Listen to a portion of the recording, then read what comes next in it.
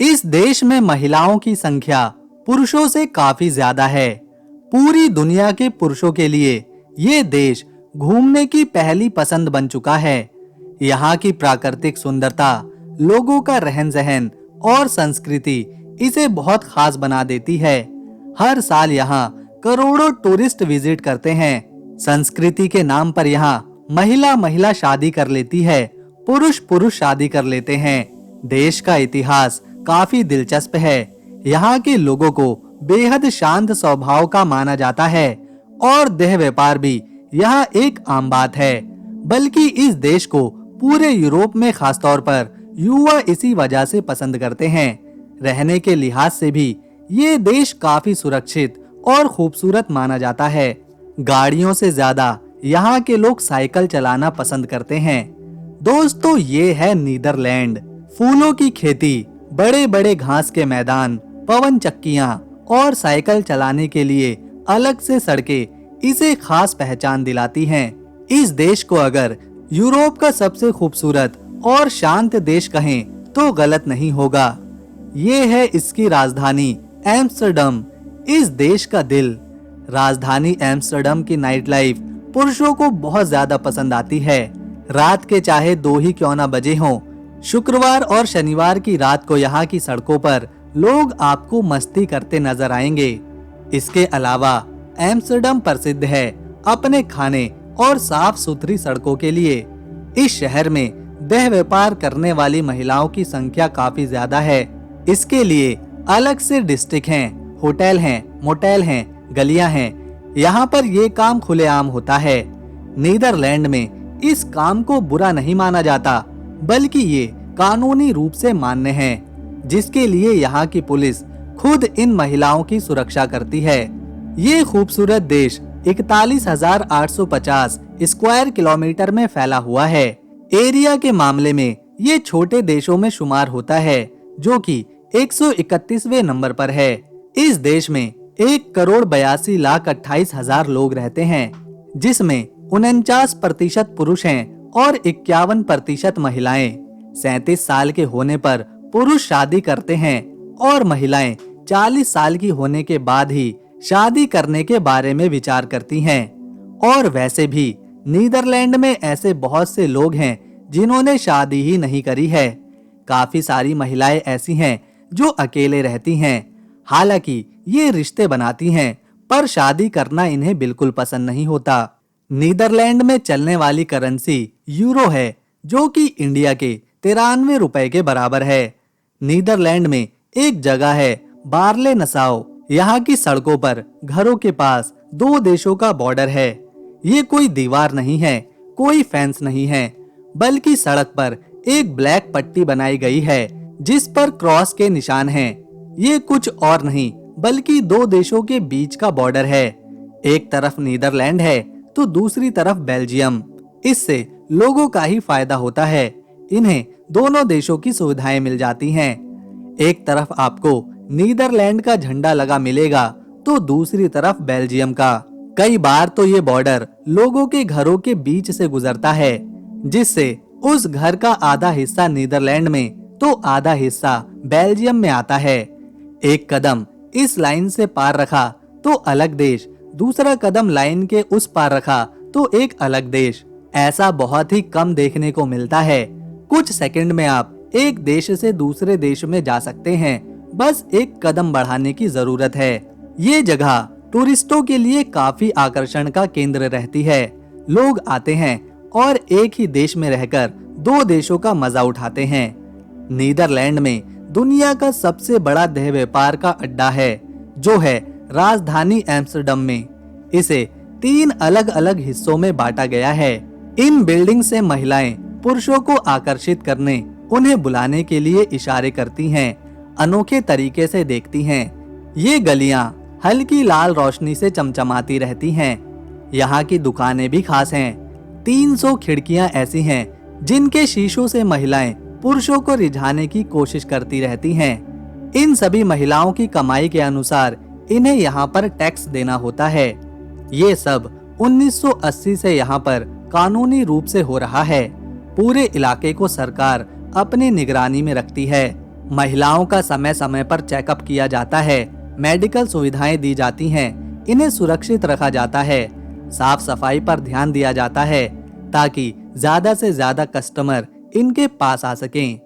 हाल ही में यहाँ एक और नया एरिया इसी तरह का बनाया गया है, जिन्हें ये महिलाएं किराए पर ले रही हैं। इसमें साफ सुथरी गलियां और कमरे हैं जहां वो अपने कस्टमर को ला सकती हैं, और सरकार ने इन कमरों का किराया काफी कम रखा है ताकि इस काम से जुड़ी महिलाओं को ज्यादा से ज्यादा फायदा हो सके, बिचौलियों की जरूरत ही ना पड़े।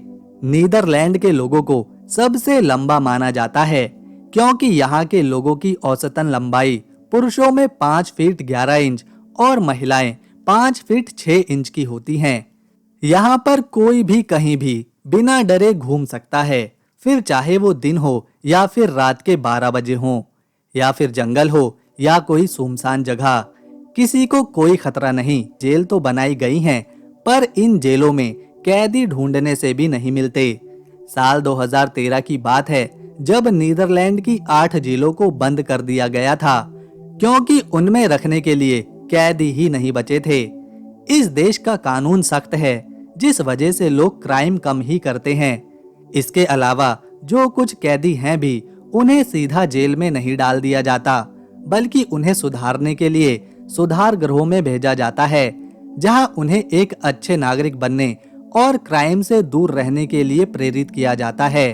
इसी वजह से आज नीदरलैंड दुनिया के सबसे सुरक्षित देशों में से एक है। यहाँ की 50% आबादी ईसाई धर्म को फॉलो करती है। 42% में ऐसे लोग हैं जो किसी भी धर्म पर यकीन नहीं रखते। 6% में इस्लाम को मानने वाले रहते हैं। 0.5% में हिंदू हैं। 0.5% में यहूदी हैं। बाकी 1% में अन्य धर्मों के लोग आते हैं। नीदरलैंड अपने सुंदर फूलों के लिए भी प्रसिद्ध है। यहाँ फूलों की खेती सबसे ज्यादा करी जाती है और दुनिया भर में सबसे बड़ा देश है नीदरलैंड जो फूल निर्यात करता है। खासकर ट्यूलिप को यहाँ पर सबसे ज्यादा एक्सपोर्ट किया जाता है। 17वीं शताब्दी में ट्यूलिप फूलों का निर्यात डच की अर्थव्यवस्था का बड़ा हिस्सा था और आज भी है। यहाँ का लिस्से एरिया और कियोकेनहॉफ गार्डन दुनिया का सबसे बड़ा ट्यूलिप उगाने वाला गार्डन है। इसके अलावा इस देश में दुनिया का सबसे बड़ा फ्लावर ऑक्शन भी होता है। यहाँ से रोजाना करोड़ों फूल बेचे जाते हैं। ट्यूलिप, गुलाब, लिली इसमें शामिल हैं। दुनिया का 60% फूलों की जरूरत यहीं से पूरी होती है। अमेरिका, ब्रिटेन, फ्रांस, जर्मनी इससे फूल खरीदने वाले बड़े देश हैं। यहाँ फूलों की खेती एडवांस मशीनों से होती है। फूल उगाने के लिए नई टेक्नोलॉजी का इस्तेमाल किया जाता है, जिससे ज्यादा से ज्यादा फूल उगाए जा सकें।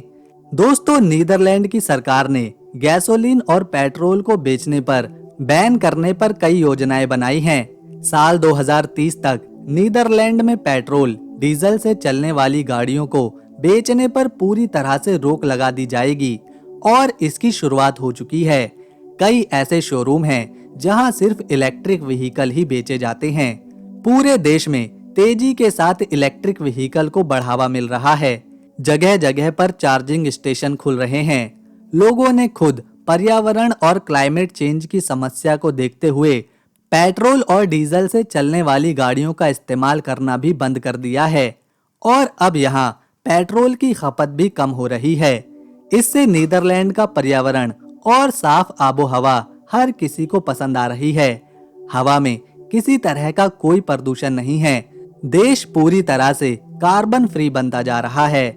2030 तक इस देश में सभी पेट्रोल डीजल की गाड़ियों पर बैन लगने वाला है, जिसके लिए लोग पूरी तरह से सहमत हैं और खुद उन्होंने इसका इस्तेमाल करना बंद कर दिया है।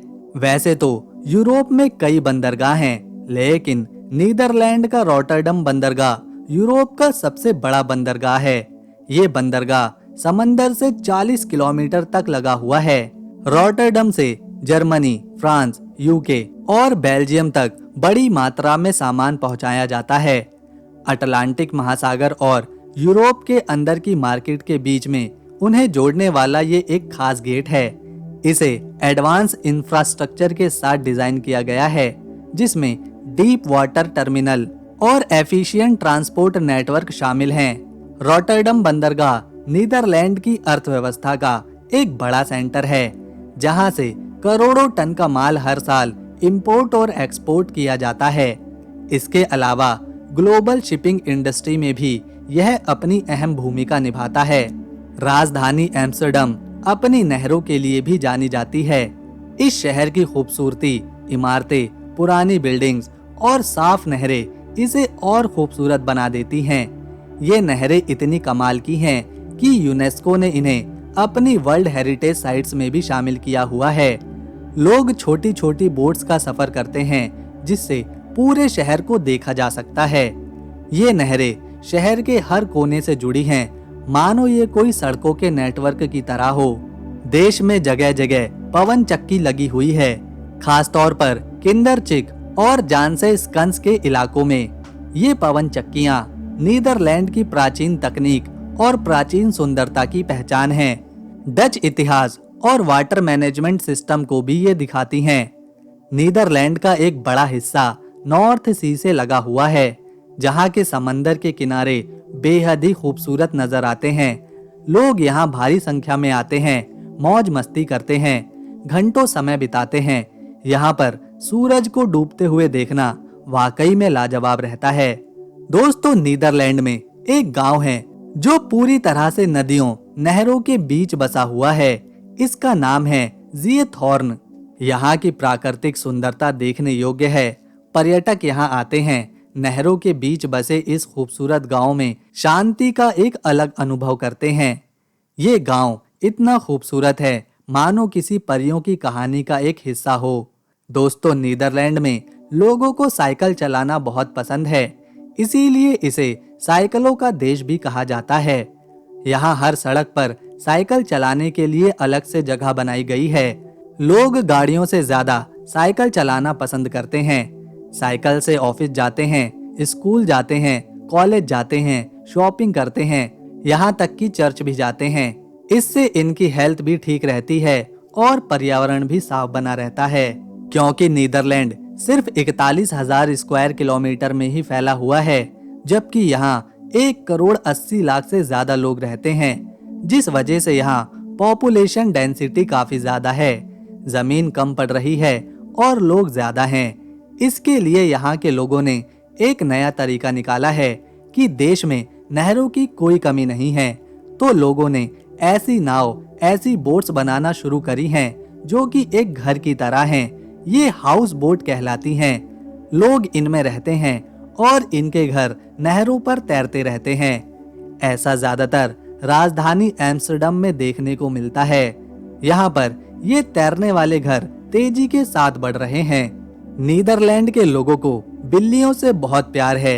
ये प्यार इतना ज्यादा है कि एम्स्टर्डम में बिल्लियों का एक म्यूजियम भी है। इसे द कैट म्यूजियम कहा जाता है या फिर कैटन कैबिनेट। इसमें बिल्लियों की बहुत सी पेंटिंग्स, स्कल्पचर, आर्ट्स और बहुत कुछ देखने को मिलता है। नीदरलैंड में आपको एक और खास चीज देखने को मिलेगी, जो है यहाँ का सोलर रोड। ये सड़क बिजली पैदा करती है। ये दुनिया का पहला सोलर रोड है जिससे बिजली बनाई जाती है। इस सड़क पर सिर्फ साइकिल ही चलाई जाती हैं। नीदरलैंड में सबसे ज्यादा डच भाषा बोलने वाले लोग हैं और डच यहाँ की ऑफिशियल लैंग्वेज भी है। इसके अलावा फ्रिस्क, इंग्लिश, जर्मन और फ्रेंच भी यहाँ के लोग बोलते हैं। इस देश ने 1 अप्रैल साल 2001 को सेम सेक्स मैरिज यानी कि पुरुष पुरुष और महिला महिला की शादी को कानूनी रूप से मान्यता दी थी, जिसके बाद यहाँ कई ऐसे जोड़ों ने शादी करी जो सेम सेक्स के हैं। इसके अलावा दुनिया भर से ऐसे कई जोड़े यहाँ रहने भी आए। इस तरह नीदरलैंड ऐसा पहला देश बना जिसने इसे कानूनी रूप से मान्यता दी और आज दुनिया भर में इसकी मांग करी जाती है, जिसमें से कुछ देशों ने इसे अपना भी लिया है। ये देश इतना सुंदर और शांत है कि हर साल 2 करोड़ से ज्यादा टूरिस्ट यहाँ पर सिर्फ घूमने और अपनी छुट्टी बिताने आते हैं। इसमें खासतौर पर ऐसे टूरिस्ट ज्यादा होते हैं जिनकी उम्र 30 से 40 साल के बीच है, क्योंकि यहाँ उनके मुताबिक हर चीज मिलती है। फिर चाहे शांति हो, प्राकृतिक सुंदरता हो या फिर खूबसूरत महिलाएं। ये देश वेस्टर्न यूरोप में आता है, जो कि नॉर्थ सी से लगा हुआ है। इसके ईस्ट में जर्मनी है, जिसके बीच का बॉर्डर 577 किलोमीटर है, जबकि इसके साउथ में बेल्जियम देश है और इन दोनों देशों के बीच 460 किलोमीटर लंबा बॉर्डर है। यहाँ पर एक अनोखा त्योहार मनाया जाता है, जिसे किंग्स डे बोलते हैं। हर साल 27 अप्रैल को नीदरलैंड के लोग इसे मनाते हैं, क्योंकि 30 अप्रैल 2013 में विलियम अलेक्जेंडर पहली बार राजा बने थे। 27 अप्रैल को उनका जन्मदिन आता है और इसी दिन इस त्योहार को मनाते हैं। इस दिन यहाँ के सारे लोग संतरी रंग के कपड़े पहनते हैं, क्योंकि नीदरलैंड में संतरी रंग राष्ट्रीय रंग है। पूरा शहर, राजधानी एम्स्टर्डम संतरी रंग से सजा दिया जाता है। सड़कों पर नई दुकानें लगती हैं, जिसमें अलग अलग तरह का सामान बिकता है। इस दिन हर जगह संगीत, डांस और कंपटीशन कराए जाते हैं। लोग नहरों के किनारे बोट्स पर पार्टी करते हैं। राजा और रानी खुद लोगों को पार्टी देते हैं, उनके साथ रहते हैं। नीदरलैंड में जिस तरह फूलों की खेती होती है, ठीक उसी तरह यहाँ बड़ी संख्या में भेड़ें पाली जाती हैं। उनका ऊन, मीट बेचकर इन्हें काफी फायदा होता है। इस देश में ऐसे कई फार्म हैं जो सिर्फ भेड़ पालन करते हैं। बड़ी बड़ी फैक्ट्रीज हैं जहां इनके मीट और ऊन की प्रोसेसिंग करी जाती है। इस सेक्टर से भी यहाँ की अर्थव्यवस्था का एक बड़ा हिस्सा आता है। दोस्तों, इस देश की फिलिप कंपनी पहली बार 1967 में ऑडियो टेप लेकर आई थी। इसके बाद 1972 में इन्होंने वीडियो टेप बनाया और फिर 1982 में सीडी और तो और 1985 में सीडी रोम का आविष्कार भी यही हुआ था। अब तक नीदरलैंड ने 6 नोबेल प्राइज अपने नाम किए हैं। साल 1976 में विलियम फ्रेडरिक ने लिटरेचर में नोबेल प्राइज जीता था। इससे पहले साल 1953 में फ्रिट्ज जर्निक ने फिजिक्स में नोबेल प्राइज जीता। इन्होंने फेज कॉन्ट्रास्ट माइक्रोस्कोपी टेक्निक बनाई थी। इससे भी पहले 1901 में वॉन्ट हॉफ ने केमिस्ट्री में नोबेल प्राइज जीता था। इन्होंने लॉ ऑफ केमिकल डायनामिक्स और ऑस्मोटिक प्रेशर की खोज करी थी। साल 1987 में टॉनी हॉफनेट ने शांति के लिए ये पुरस्कार जीता और 1969 में जैन टिनबर्गन और रेंजर फ्रिश को इकोनॉमिक्स में नोबेल प्राइज मिला था। इससे पता चलता है कि नीदरलैंड के लोग कितने ज्यादा पढ़े लिखे और नई नई चीजों को खोज करने में दिलचस्पी रखते हैं। तो दोस्तों, अगर आपको हमारी नीदरलैंड की ये वीडियो पसंद आई और इन्फॉर्मेशन अच्छी लगी, तो इस वीडियो को एक लाइक दें, शेयर करें और चैनल को सब्सक्राइब कर बेल आइकन दबाएं, ताकि आने वाली नई वीडियो की अपडेट आपको मिले सबसे पहले। हम मिलेंगे नेक्स्ट वीडियो में। तब तक के लिए नमस्कार, अपना ख्याल रखें।